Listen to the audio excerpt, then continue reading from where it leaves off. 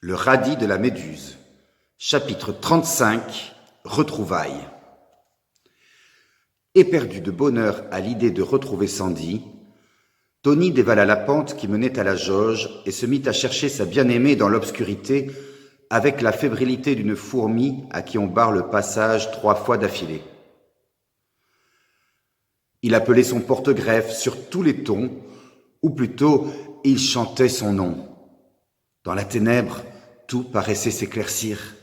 L'épreuve la plus cruelle trouvait sa justification.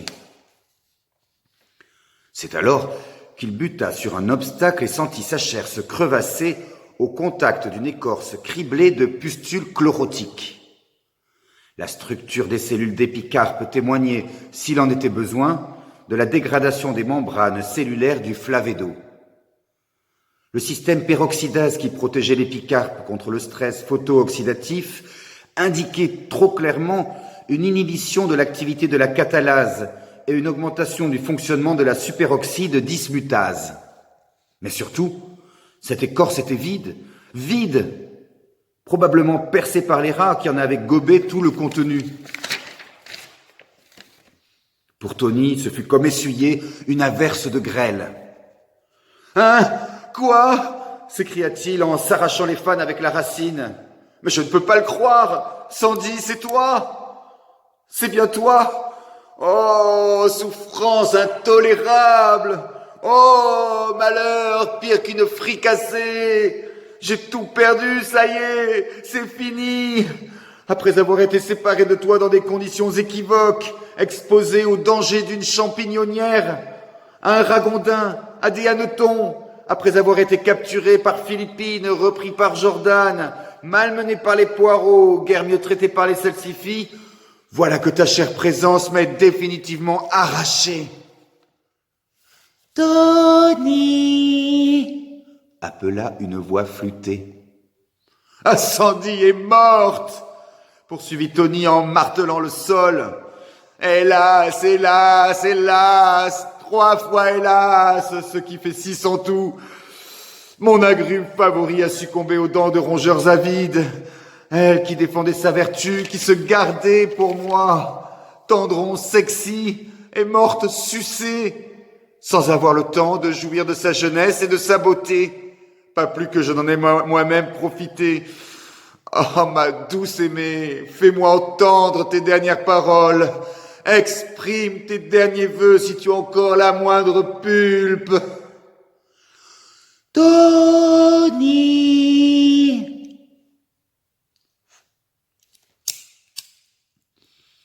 Tu restes silencieuse? Te voilà muette à jamais? Oh putain, c'est trop dur! Ce bulbe s'est dégonflé qui soumettait chacun par sa courbe gracieuse. Ah, les monstres qui t'ont tué ont des dents à la place du cœur, je le sais bien. Mais quel nom te donner? Porte-greffe? Mais porte-greffe sans greffon? Citron? Oui, mais citron pressé? Oh, comment t'invoquerai-je? Comment t'appellerai-je désormais? Du nom le plus doux de tous, oh, Sandy, Sandy, Sandy. Rassure-toi, mon amour, tu as un amant fidèle. Tu le retrouveras bientôt car je vais t'accompagner dans le puits sans fond qui nous servira de tombeau. Tony! Ouh! Je viens, Citrus bien-aimé, dit Tony en se penchant sur le puits sans fond. J'entends ta voix, tu erres encore sur l'île Ophago sous ta forme astrale parce que tu ne peux supporter de quitter une écorce comme celle dont on t'a séparé par succion et parce que les fantômes d'en bas te repoussent. Me voici!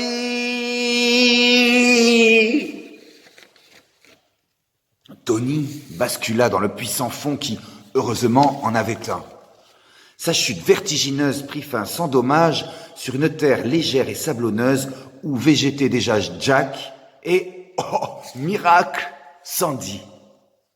Il fut accueilli par un rire cristallin.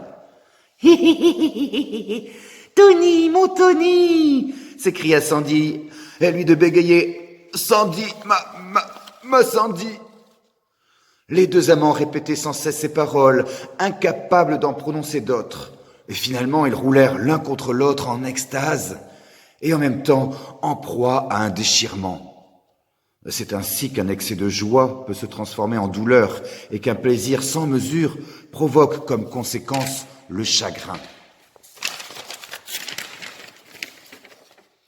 Mais Jack, qui était pragmatique, leur dit « Arrêtez vos conneries, j'ai trouvé un terrier !» Au même moment, ils entendirent un cri à vous glacer la sève. Il provenait de la jauge.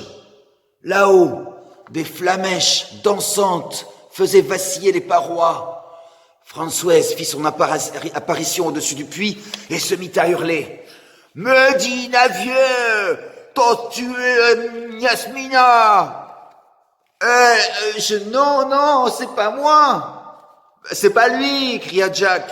« Des prônes, gna gna gna. Je suis encore capable de reconnaître et n'y prendre Navieux. Yo des camions de promesses toutes partout. Soyez maudits !» Un liquide visqueux dégoulina le long de la paroi. Qu'est-ce que c'est ?» demanda Tony.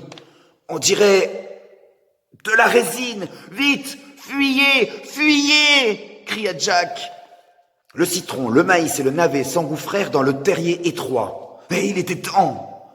Une langue de feu dégringola le long de la traînée de résine à la vitesse d'un 1000 pattes au galop. Le puits sans fond s'embrasa.